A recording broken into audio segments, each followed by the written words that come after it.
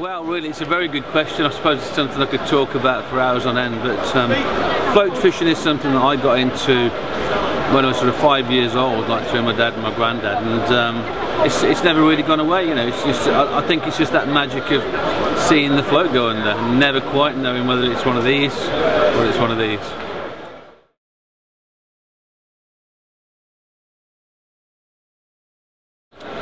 Well, basically, I mean, this is the second time I've done this sort of exercise with my own range of products, and the main reason I've done it is because I wasn't able to buy the products that I wanted to use myself.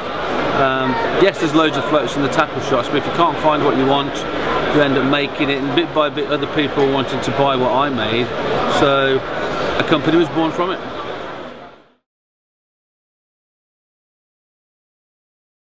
Okay, well, as you can see here, I haven't really got any such thing as a favourite, simply because all of the floats that I produce are all for a purpose. I mean, we'll have a look through these. I mean, we've got 6 or 7 ranges of wagglers for different jobs. Stick floats, Avon floats.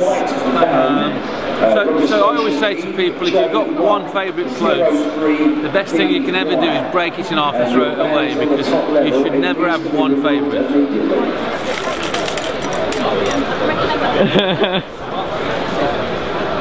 No.